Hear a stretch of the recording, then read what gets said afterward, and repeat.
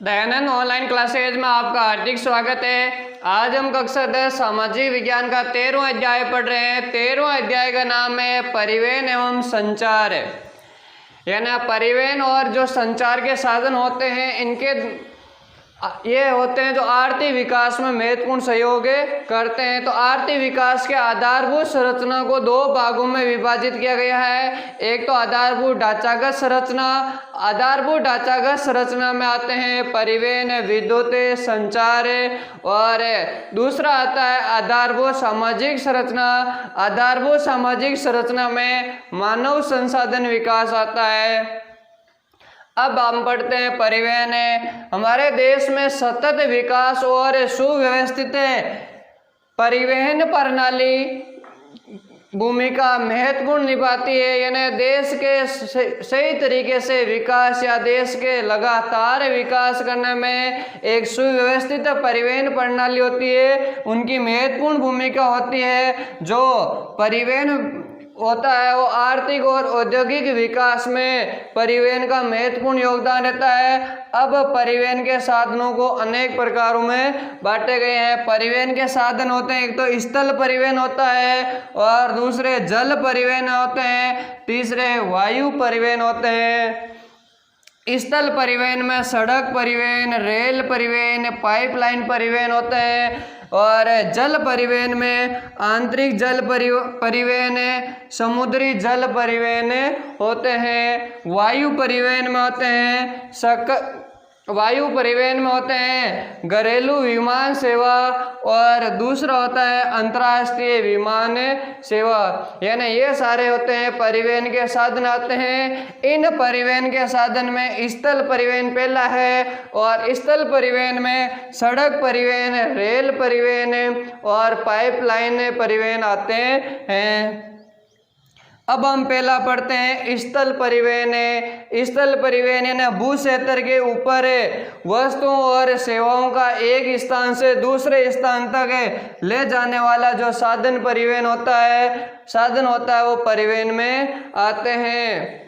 और स्थल परिवहन के जो प्रमुख होते हैं वो होते हैं सड़क परिवहन, रेल परिवहन और पाइपलाइन परिवहन। अब हम एक नंबर पढ़ते हैं सड़क परिवहन।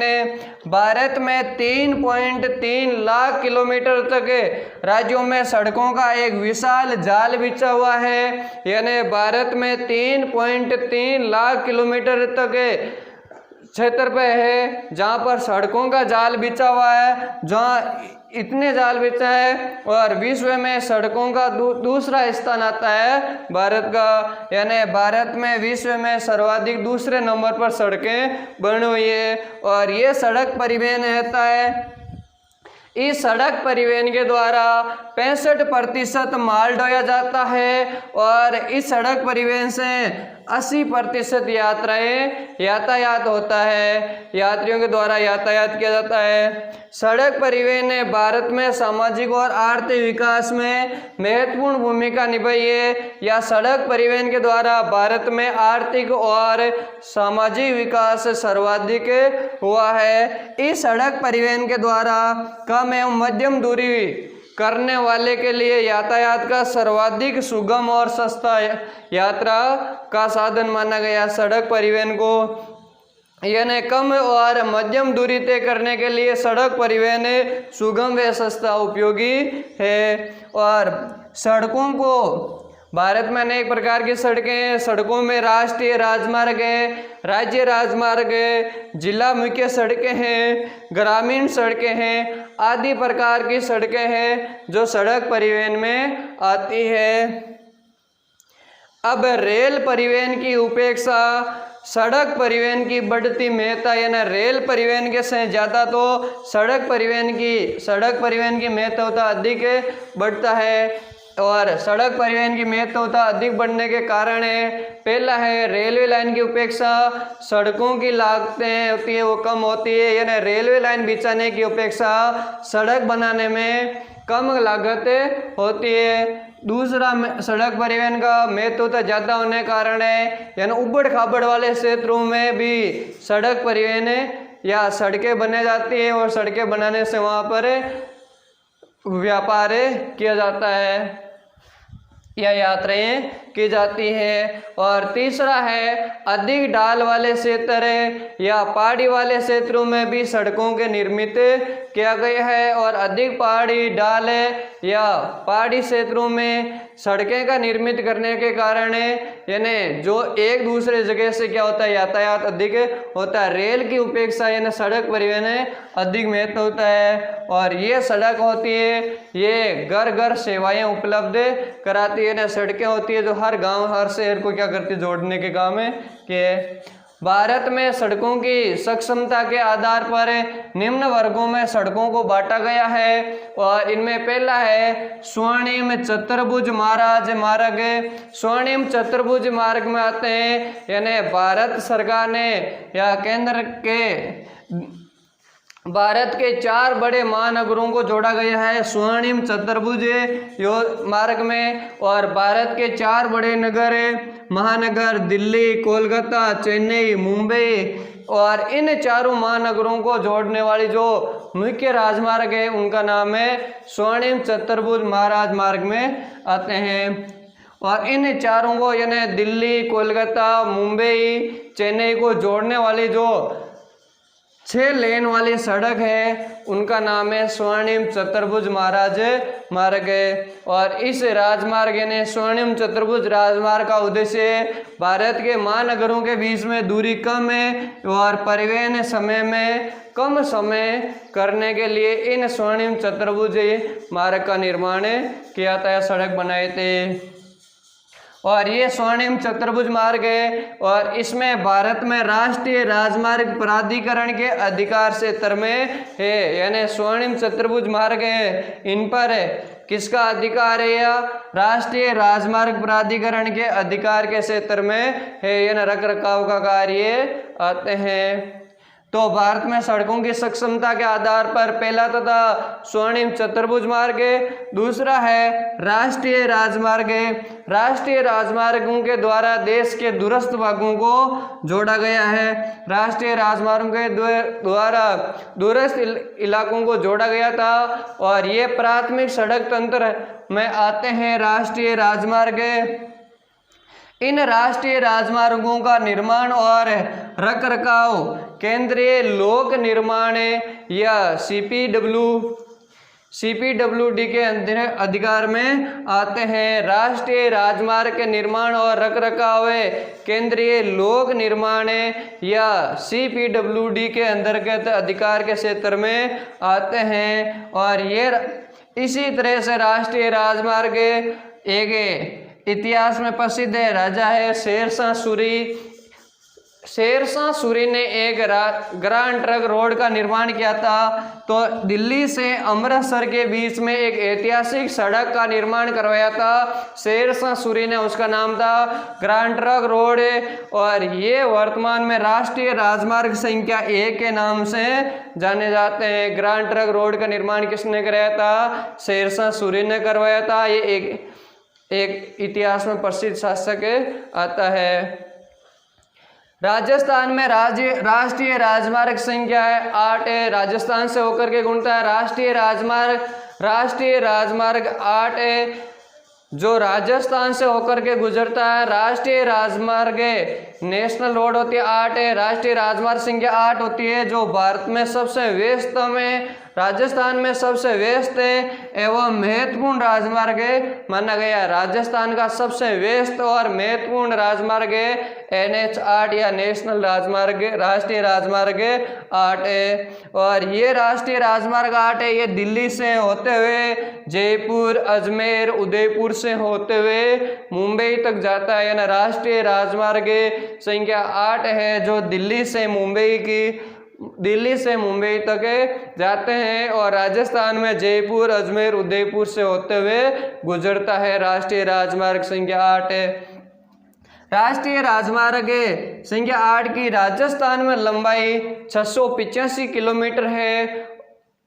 यानी राष्ट्रीय राजमार्ग संख्या 8 है, उनकी राजस्थान में लंबाई है 685 किलोमीटर, राजस्थान से होकर के गुजरता है। इनके बाद में राष्ट्रीय राजमार्ग संख्या 11 है जो राजस्थान से होकर के गुजरता है। राष्ट्रीय राजमार्ग संख्या 11 राजस्थान से होकर के गुजरता है। ये सुरक्षा की दृष्टि से महत्वपूर्ण है, सुरक्षात्मक दृष्टि से महत्वपूर्ण राजमार्ग है राष्ट्रीय राजमार्ग संख्या 11।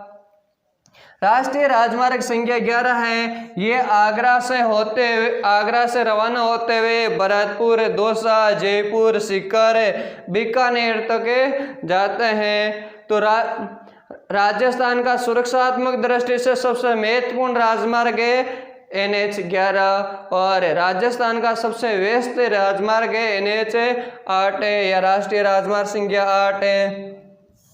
आगे है राष्ट्रीय राजमार्ग संख्या 12 जो जयपुर से टोंक, बूंदी, कोटा, झालावाड़, भोपाल तक जाता है। इनके बाद में राष्ट्रीय राजमार्ग 14 अजमेर के ब्यावर, पाली, सिरोही, आबू रोड होता हुआ कांडला तक जाता है। और राष्ट्रीय राजमार्ग संख्या 14 की राजस्थान में लंबाई 875 किलोमीटर है, यानी राष्ट्रीय राजमार्ग 14 की राजस्थान में लंबाई 875 किलोमीटर होकर के गुजरता है। और राष्ट्रीय राजमार्ग संख्या 14 है जो ब्यावर, पाली, सिरोही, आबू रोड होता हुआ कांडला गुजरात तक जाता है।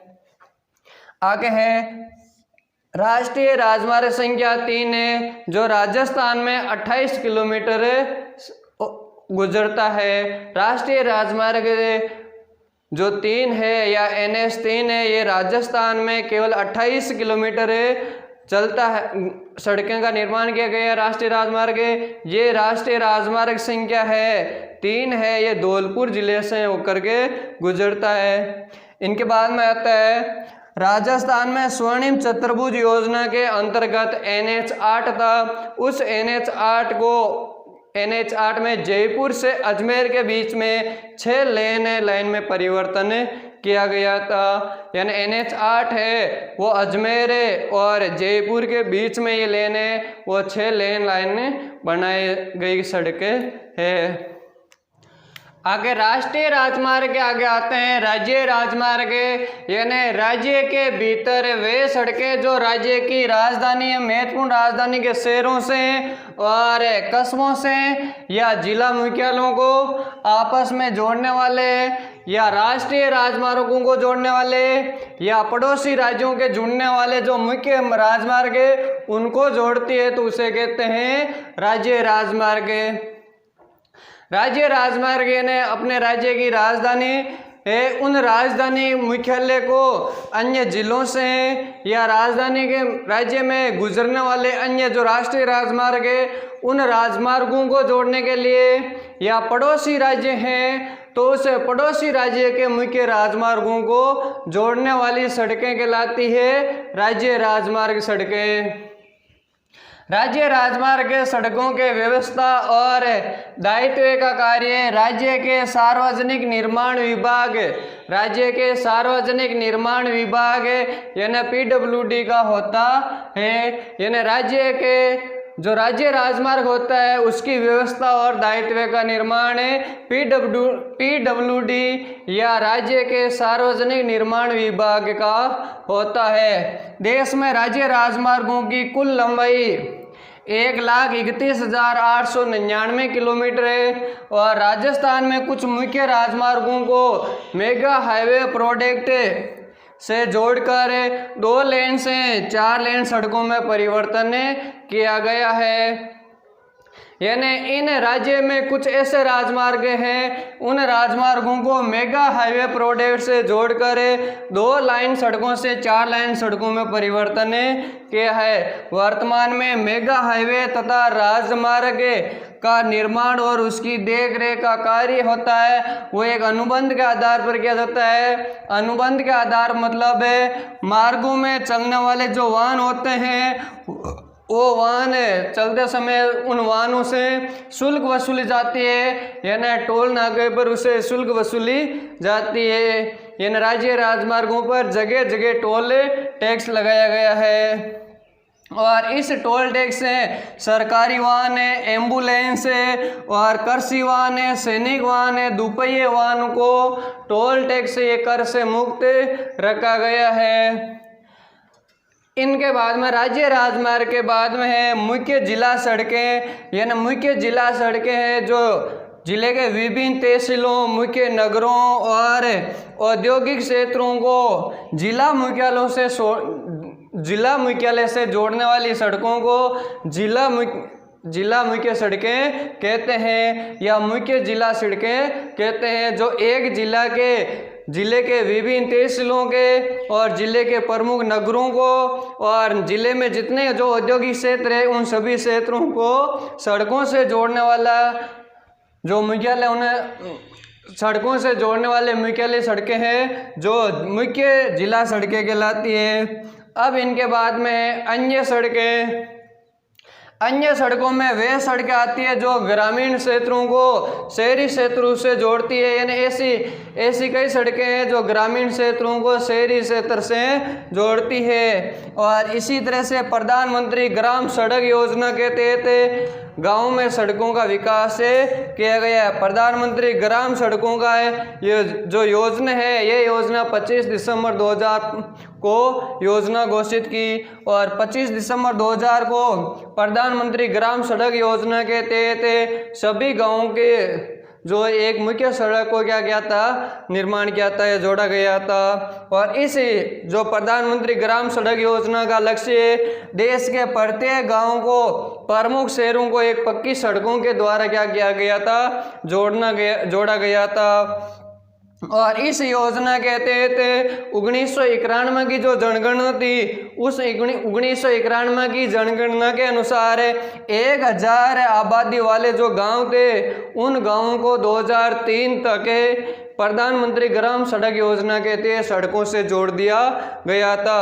और 1991 की जनगणना के अनुसार किसी गांव की जनसंख्या 500 से 1000 के बीच में आबादी थी तो उस गांव को 2007 तक प्रधानमंत्री ग्राम सड़क योजना के तहत सड़कों के द्वारा उसको जोड़ दिया गया था। और जनजाति वाले क्षेत्रों में 250 से अधिक जनसंख्या है, 250 से अधिक जनसंख्या है।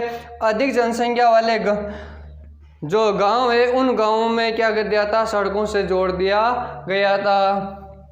इनके बाद में आगे है सीमांत सड़कें। सीमांत सड़कें यानी जो देश के सीमावर्ती सड़कों का देखरेख का काम है वो भारत सरकार प्राधिकरण के अधीन सीमा सड़क संगठन के द्वारा किया गया है। सीमांत सड़कें का मतलब होता है देश के जो सीमा लगती है अन्य देशों के साथ वहाँ पर सीमा के क्षेत्रों में सड़क का निर्माण किया गया है। तो भारत के उत्तर तथा पूर्वोत्तर क्षेत्रों में सीमावर्ती इलाकों में प्रतिरक्षा संबंधी तैयारियों को मजबूत प्रदान करने के लिए 1960 से सीमांत सड़कें का निर्माण किया था। यानी 1960 से सीमांत सड़कों का निर्माण करना शुरुआत किया था। जो देश के अन्य देशों के साथ सीमा बनाने वाला जो क्षेत्र है यानी निकटवर्ती क्षेत्र है वहाँ पर किया जाता है, जैसे जम्मू कश्मीर, अरुणाचल प्रदेश, सिक्किम यानी राजस्थान अन्य देशों के साथ सीमा बनाते हैं तो उन सीमा के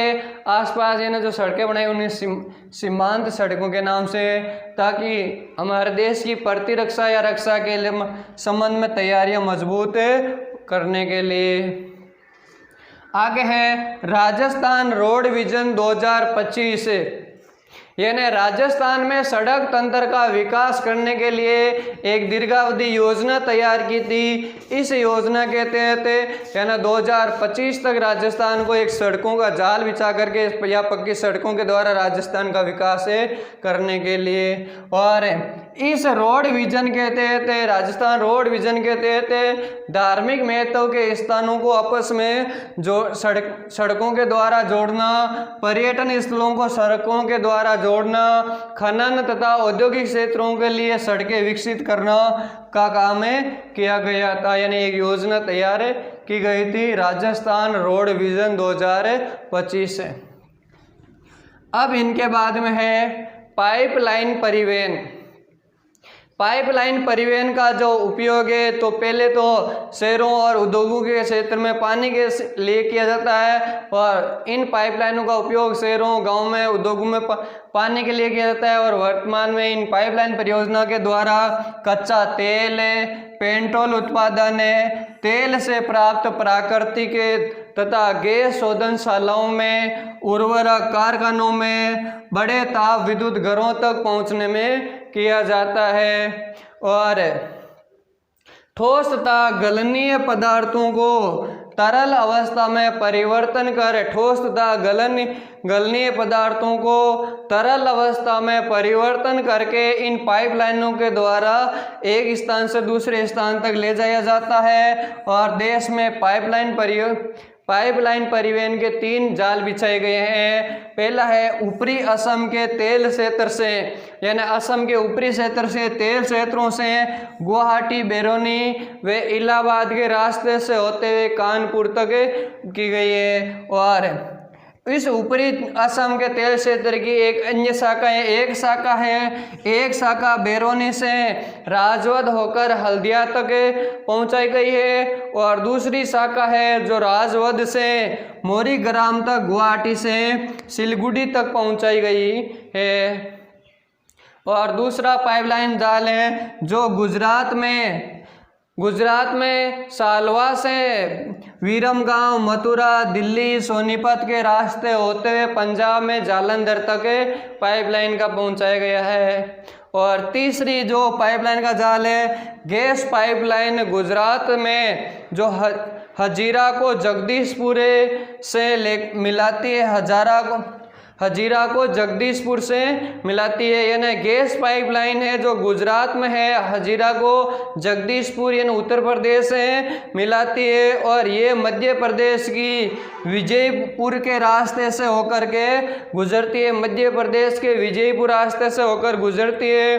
और इसकी एक शाखा है जो राजस्थान में भी, कोटा में भी है, और उत्तर प्रदेश में इसकी शाखा है शाहजहाँपुर में, और बराला में इसकी शाखा है। अब आगे है रेल परिवहन। रेल परिवहन वस्तुओं तथा यात्रियों के परिवहन का साधन है और रेल परिवहन के द्वारा लंबी दूरी तथा हल्के व भारी सामान का परिवहन किया जाता है। देश में सर्वप्रथम रेलगाड़ी मुंबई से ठाणे के बीच चलाई थी और यानी भारत में सर्वप्रथम रेल मुंबई से ठाणे के बीच चलाई थी। और ये रेल है जो 33.6 किलोमीटर की दूरी चली गई थे। और भारत में सर्वप्रथम रेल जो 16 अप्रैल 1953 को चलाई गई थी, यानी भारत में सर्वप्रथम रेलगाड़ी 16 अप्रैल 1953 को मुंबई से ठाणे के बीच यानी महाराष्ट्र में 33.6 किलोमीटर लंबी दूरी चलाए गए थे। और भारत में सर्वप्रथम रेल बस सेवा 1994 में मेड़ता रोड से मेड़ता सिटी के मध्य चलाए गए थे। और भारतीय रेल का 1951 में भारतीय रेल का राष्ट्रीयकरण कर दिया गया था, यानी भारत में सर्वप्रथम रेल चलाई थी 16 अप्रैल 1953 को और भारत रेल का राष्ट्रीयकरण हुआ था 1951 में भारतीय रेल का राष्ट्रीयकरण होने के बाद में 16 अप्रैल 1953 को रेलगाड़ी की शुरुआत कर दी गई थी। और भारत की पहली विद्युत रेल है, उस विद्युत रेल का नाम है डेक्कन क्वीन था, जिसे 1929 में चलाया था पुणे में। तो भारत की पहली विद्युत रेल है, उसका नाम है डेक्कन क्वीन है, जिसे 1929 में पुणे में चलाए गए थे। भारत देश में यानी 3 प्रकार रेल लाइन बिछाई गई है या 3 प्रकार की रेलवे लाइन विद्यमान है। पहली है ब्रॉड गेज, यानी रेलवे के 2 पटरियों के बीच की दूरी सब बड़ी दूरी। दूसरी है मीटर गेज, यानी रेलवे के 2 पटरियों के बीच की दूरी मध्य में 1 मीटर है। और नैरो गेज यानी रेलवे की 2 पटरियों के बीच की दूरी कम है। तो भारत में या रेलवे के 3 रेलवे लाइन बिछाई गई है, उनमें ब्रॉड गेज, मीटर गेज और नैरो गेज है। देश में भारी खनिज है और लोहा इसके कोयला है, खनिज तेल है, उर्वरक का अधिकांश है वो बड़ी लाइनों के द्वारा किया जाता है, बड़ी रेलवे लाइन के द्वारा आयात निर्यात किया जाता है, ढोया जाता है। और पूरे देश में रेल परिवहन का जाल बिछाया गया है और रेल परिवहन से कई समस्या है। क्या क्या समस्या है? कई यात्री है जो बिना टिकट कटा करके भी यात्रा करते हैं और रेलवे संपत्ति को हानि पहुंचाते हैं, चोरी जैसी समस्याएं और जंजीर खींचकर अनावश्यक रूप से रेल को जगह जगह रोकते हैं। तो इस तरह की इन रेलवे की समस्याएं हैं। और राजस्थान में भारत के कुल रेल मार्ग का 11% भाग है, यानी भारत में ये रेल मार्ग है जो राजस्थान से होकर के जो प्रमुख रेल मार्ग गुजरते हैं। एक जयपुर से रेल मार्ग बिछाया गया है, जयपुर से मुंबई के बीच रेल मार्ग है, जयपुर से मुंबई का बीच का राजमार्ग है, रेल मार्ग है। दूसरा है जोधपुर से हावड़ा के, यानी जोधपुर से हावड़ा के बीच में रेल मार्ग बिछाया गया है। दिल्ली से अहमदाबाद रेल मार्ग है, उदयपुर से दिल्ली रेल मार्ग है, बीकानेर से दिल्ली रेल मार्ग है, जयपुर से दिल्ली रेल मार्ग है, जयपुर से गंगानगर रेल मार्ग है, फुलेरा से दिल्ली रेल मार्ग है, जयपुर से सवाई माधोपुर रेल मार्ग है, जयपुर से आगरा रेल मार्ग है, जयपुर से जम्मू तवी रेल मार्ग है, जोधपुर से गुवाहाटी रेल मार्ग है और जयपुर से चेन्नई रेल मार्ग है और जयपुर से लोहारू रेल मार्ग है और जोधपुर से हरिद्वार रेल मार्ग है। यानी इन जगह से वहाँ तक रेल मार्ग के जाले बिछाए गए हैं। जयपुर से मुंबई के बीच, यानी जयपुर से मुंबई के बीच रेलवे लाइन या पटरियाँ बिछाई गई है जहाँ विभिन्न ट्रेनें गुजरती है यात्रियों के लिए और माल ढोने के लिए। और जोधपुर से इन जगह हावड़ा, यानी इन जगहों से इन जगह के बीच रेलवे लाइनें बिछाई गई है। धन्यवाद।